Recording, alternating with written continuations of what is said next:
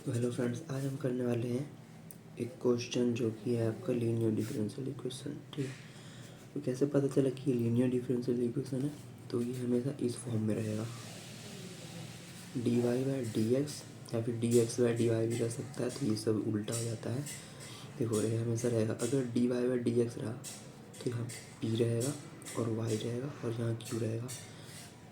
अगर जो यहाँ ऊपर में है ना, वही आपका यहाँ मिडिल में रहेगा। यहाँ ये बात ध्यान रखना है, ठीक है। और जिसके रिस्पेक्ट में ये डिफ्रेंशिएट हो रहा है ना, ये आपका एक्स का जो टर्म है, और ये जो पी और क्यू है ना, ये जिसके रिस्पेक्ट में डिफ्रेंशिएट हो रहा है, ये एक्स के रिस्पेक्ट में हो रहा है, तो पी और क्यू हमेशा आपका एक्स का ही फंक्शन होना चाहिए। अगर एक्स का फंक्शन नहीं रहा, और ये तो इसका ये कहता है कि ये हमेशा एक्स का फंक्शन ही रहना चाहिए और ये कांस्टेंट रहना चाहिए, लेकिन ये वाई जो वाला जो टर्म है वो हमेशा आपका मिडिल में होना चाहिए। तो इस तरह का अगर फॉर्म अगर होता है तो हम कह सकते हैं ये लीनियर डिफरेंशियल इक्वेशन है, जिसका कि ऑर्डर भी वन है और डिग्री भी वन है। ऑर्डर और डिग्री वन करने का मतलब ये है, देखो, डिग्री और ऑर्डर आप ऐसे समझो कि डिग्री का मतलब जानते हो ना कि हाईएस्ट पावर। तो डिग्री आप ऐसे याद रखो कि जिसका हाईएस्ट पावर होगा, और ऑर्डर आपका ये होता है कि हाईएस्ट डेरिवेटिव। इस इक्वेशन में हाईएस्ट डेरिवेटिव मतलब सबसे ज़्यादा बार डिफरेंशिएट कितनी बार हो रहा है। तो d y by d x का मतलब ये होता है डेरिवेटिव फॉर्म में ये है, मतलब डिफरेंशिएट हो रहा है, तो ये एक ही बार हो रहा है ना। अगर यहाँ पे मान लो रहता d square y by d x square plus d cube y by d x cube और इक्वल टू मान लो रहता कॉस एक्स, और इसका पावर रहता 5, इसका पावर रहता 1। ठीक है, ये आपको सिर्फ ऐसे एग्जांपल दे रहे हैं, ठीक है। तो आप अगर इसका पूछे कि आप इसका ऑर्डर बताइए और इसका डिग्री बताइए, तो डिग्री मतलब आपको बताया ना कि डिग्री का मतलब होता है हाईएस्ट पावर, कि इस पर कितना पावर होना चाहिए। और ये डी क्यूब बाय वाई और डी एक्स क्यूब जो है, इसका मतलब होता है कि आगे वाला जो टर्म है ये आपका 3 बार डिफरेंशिएट होगा। और यहाँ स्क्वायर है, यानी कि इसका मतलब ये होता है कि आगे वाला जो टर्म है आपका वो 2 बार डिफरेंशिएट होगा। इसी तरह से एग्जाम्पल है, ठीक है। तो ऑर्डर का मतलब यही होता है कि हाईएस्ट डेरिवेटिव, मतलब कौन कितना ज़्यादा बार डिफरेंशिएट हो रहा है आपका ये इक्वेशन में। तो कौन कितना ज़्यादा बार हो रहा है, देखो ये तो 2 ही बार हो रहा है, लेकिन ये 3 बार हो रहा है, तो ज़्यादा यही ना हो रहा है, हाईएस्ट डेरिवेटिव तो यही है ना, क्योंकि ये 3 बार हो रहा है डिफरेंशिएट, तो इसका ऑर्डर जो हो जाएगा 3 हो जाएगा, क्योंकि हाईएस्ट डेरिवेटिव ये है। और डिग्री का मतलब होता है हाईएस्ट डेरिवेटिव का हाईएस्ट पावर, मतलब हाईएस्ट डेरिवेटिव कौन सा है, ये वाला, यानी कि ऑर्डर जो 3 निकला है ना, यही तो आपका हाईएस्ट डेरिवेटिव है, और इसी का हाईएस्ट डेरिवेटिव का हाईएस्ट पावर। अगर मान लो यही इक्वेशन में रहता, यही वाला फॉर्म एक जगह और रहता और इसका पावर रहता 5, तो आप इसका डिग्री 5 लिखते, लेकिन यहाँ पे तो और भी नहीं है, सिर्फ यही है हाईएस्ट डेरिवेटिव और इसका हाईएस्ट पावर 1 ही है, तो हम इसका डिग्री 1 हो जाएगा। तो ऑर्डर 3 और डिग्री 1, ये समझ में आ गया। तो लीनियर का मतलब ही होता है कि आपका एक ऑर्डर और एक डिग्री होना चाहिए। तो इस इक्वेशन में देखिए हाईएस्ट डेरिवेटिव तो एक ही बार हो रहा है ना, ये डिफरेंशिएट, तो हाईएस्ट डेरिवेटिव यानी कि ऑर्डर इसका 1 हो जाएगा, ऑर्डर 1, और हाईएस्ट डेरिवेटिव का हाईएस्ट पावर, मतलब हाईएस्ट डेरिवेटिव ये हो गया और इसका हाईएस्ट पावर कुछ नहीं है तो 1 है, तो इसका डिग्री भी 1 हो जाएगा, ठीक है। तो इसको सॉल्व करने के लिए हम इसका इंटीग्रेटिंग फैक्टर निकालते हैं। तो चलिए पहले क्वेश्चन पे आ गए, ठीक है। तो इस तरह का फॉर्म को सॉल्व करने के लिए हम इसका इंटीग्रेटिंग फैक्टर पहले निकालेंगे। देखो, लिखना आपको खुद से होगा। अगर एग्ज़ाम में आपको चाहते कि अच्छा नंबर आए तो आपको खुद से बना के लिखना होगा। जैसे कि मान लीजिए क्वेश्चन दिया हुआ था, आप इसको पहले लिखेंगे गिवन इक्वेशन इज़, आप इसको गिवन इक्वेशन लिख देंगे, फिर इक्वेशन 1 मानेंगे, उसके बाद ये होता है, ठीक है। हम आपको सिर्फ तरीका बता रहे हैं शॉर्ट फॉर्म में कि कैसे बनेगा, ताकि आपको याद रह सके, ताकि लिखना आप खुद से लिख लीजिएगा, ठीक है। तो हम इसको पहले इंटीग्रेटिंग फैक्टर निकालते इसको सॉल्व करेंगे, जो कि होता है ई पे power integration of P D x. अब देखो, इस क्वेश्चन में आपको बनाने के लिए पहले आपको लिखना पड़ेगा कि गिवन डिफरेंशियल, जो लिखते हैं, ठीक है, बना लेते हैं। देखो, पहले हमें लिखना पड़ेगा गिवन गिवन लीनियर तो ये लीनियर होगा, ये होगा लीनियर डिफरेंशियल इक्वेशन इज, तो जो आपको जो इक्वेशन है पहले तो आप यहाँ लिख देंगे plus y sec x equal to 10x। अब लिखेंगे विच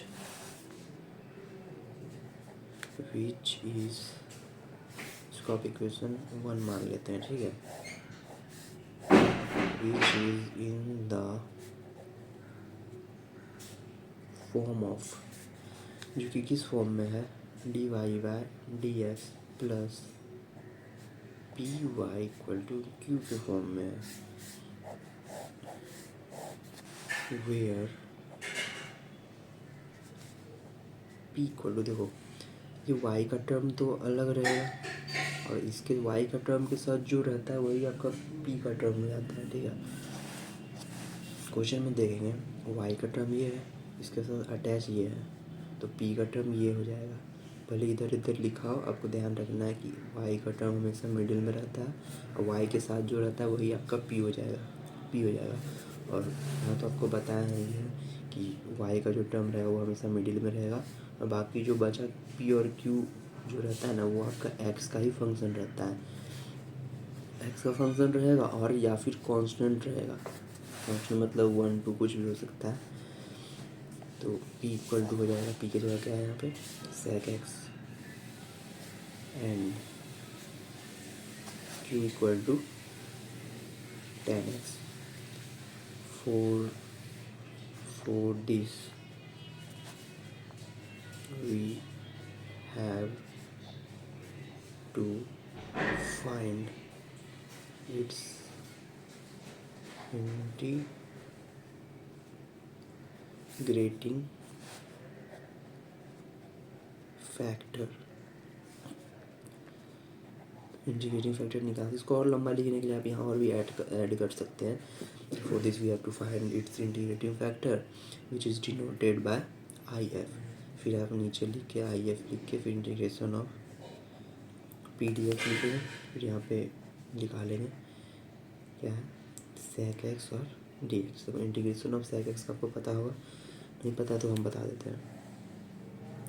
इंटीग्रेशन ऑफ सेक एक्स निकालने के लिए, सेक एक्स ऐसा टर्म है जिसका आपका डायरेक्ट इंटीग्रेशन नहीं निकलेगा, तो आपको इसमें कुछ अटैच करना होता है।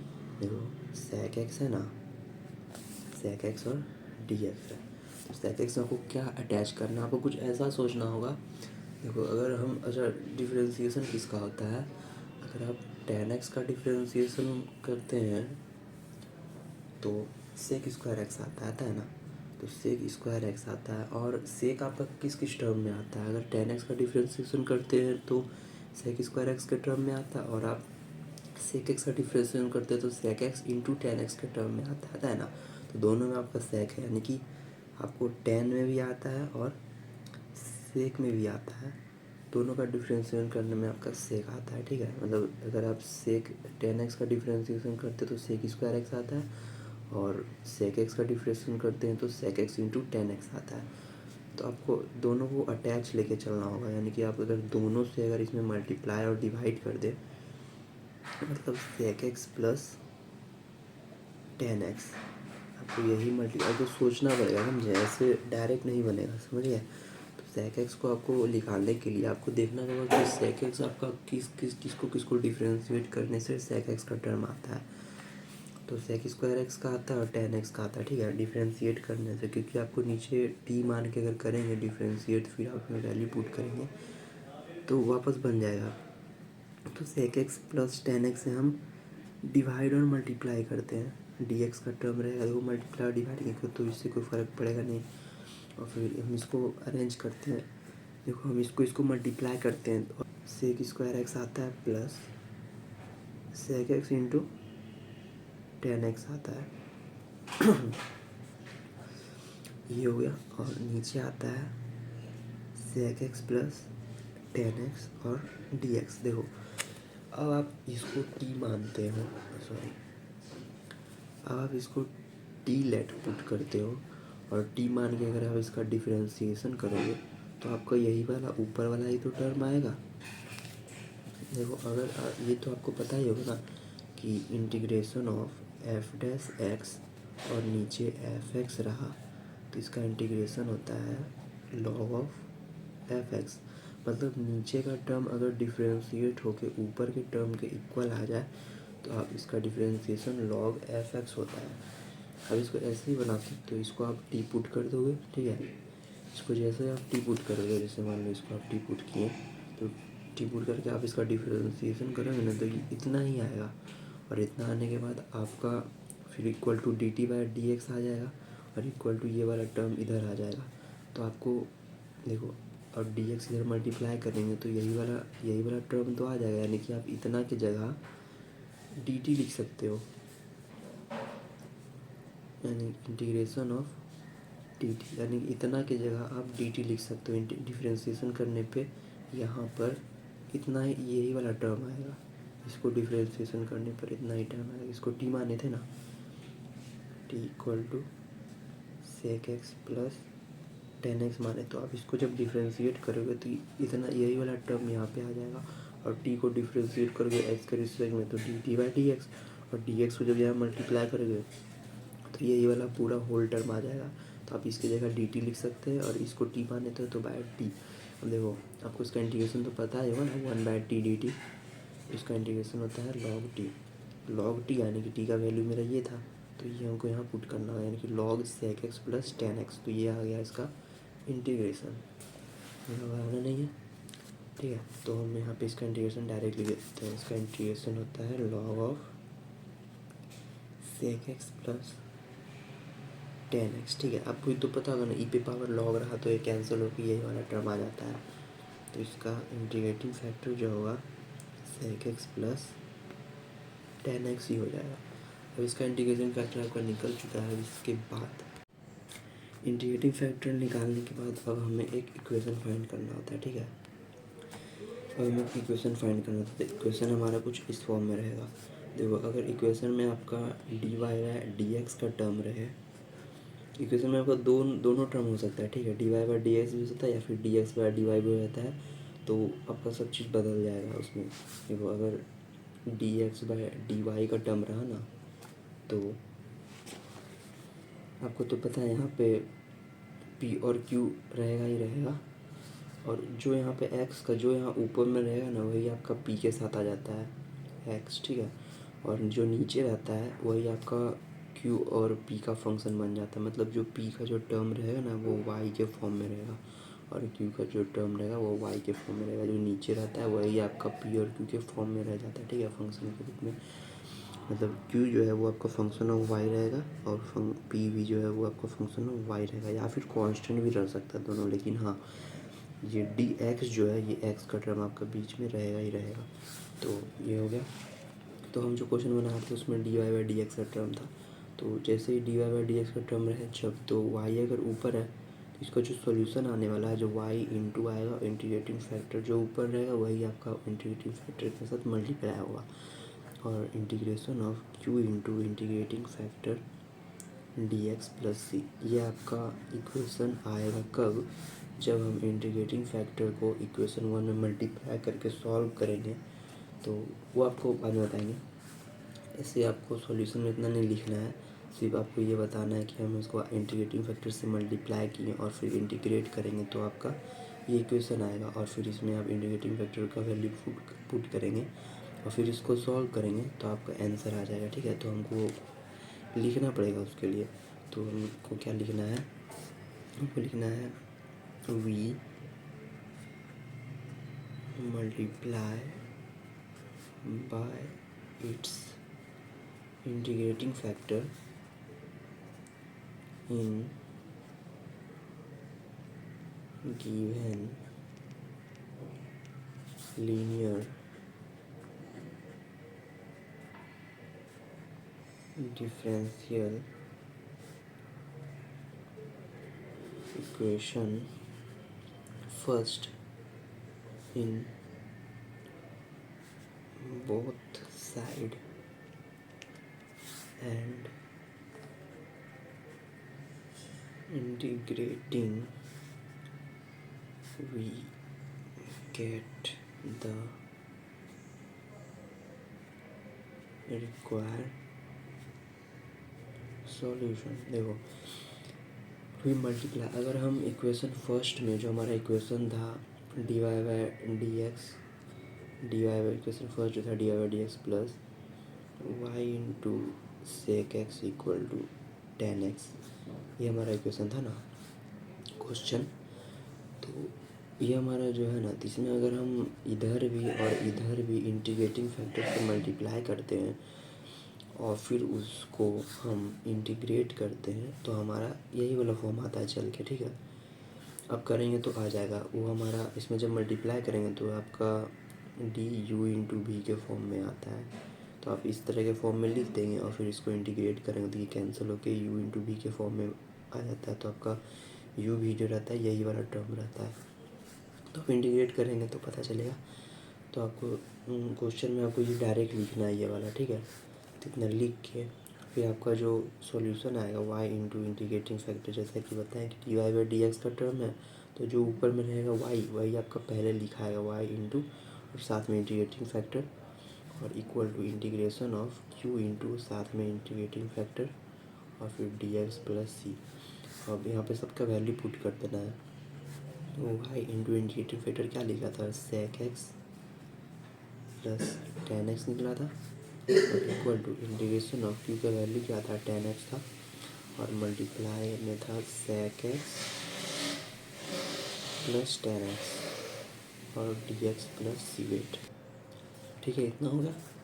अब इसको करना है, ये वाला टर्म को इंटीग्रेट करना है। तो यहाँ पर जो था इसको हम पहले एज इट इज़ देंगे, टेन एक्स इक्वल टू, इसको इंटीग्रेट करने के लिए हमको इसको सेपरेट करना होगा। देखो बीच में प्लस का टर्म है तो हम इसको मल्टीप्लाई करेंगे पहले, tan x into sec x plus tan square x और ये पूरा टर्म फिर डी एक्स प्लस सी, और इसको हम एज इट इज़ और फिर इंटीग्रेशन ऑफ ये वाला मल्टीप्लाई में है और फिर सेपरेट प्लस करके ये दोनों अलग अलग हो जाएगा, मतलब integration of tan x into sec x d x हो जाएगा प्लस इंटीग्रेशन ऑफ, अच्छा टेन स्क्वायर एक्स का अब डायरेक्ट इंटीग्रेशन नहीं निकाल सकते, इसका इंटीग्रेशन तो हमको दिख रहा है। देखो सेक एक्स का डिफरेंशिएशन होता है sec x into tan x और sec x into tan x का इंटीग्रेशन होता है सेक एक्स, तो इस टर्म का इंटीग्रेशन जो हो जाएगा वो सेक एक्स ही हो जाएगा, ठीक है। इस टर्म का हमको डायरेक्ट नहीं निकलता है तो हमको इसको तोड़ना होगा। हमको पता है कि tan square x plus one equal to होता है सेक स्क्वायर एक्स, तो हम टेन स्क्वायर एक्स के बदले sec square x minus one लिख सकते हैं, माइनस वन उधर जाके मतलब प्लस वन उधर जाके माइनस वन हो जाएगा, तो हम इसके बदले लिख सकते हैं sec square x minus one और फिर डी एक्स प्लस सी, ठीक है। ये हो गया। अब इसके बाद इसका इंटीग्रेशन हमको पता है सेक एक्स होता है प्लस, अब ये भी देखो बीच में माइनस है तो ये भी अलग अलग होगा, यानी कि sec square x d x अलग हो जाएगा minus integration of one d x अलग हो जाएगा, तो ये तो सेक एक्स ही रह जाएगा प्लस, देखो टेन एक्स का डिफरेंशिएशन होता है सेक स्क्वायर एक्स और सेक स्क्वायर एक्स का इंटीग्रेशन होता है टेन एक्स माइनस वन का इंटीग्रेशन तो एक्स हो जाएगा और प्लस का सी, और यहाँ पर जो था y into sec x plus tan x, यही इसका आंसर हो जाएगा। आप चाहे तो इसको थोड़ा शॉर्ट तो ये है ही, यही आंसर हो जाएगा, ठीक है।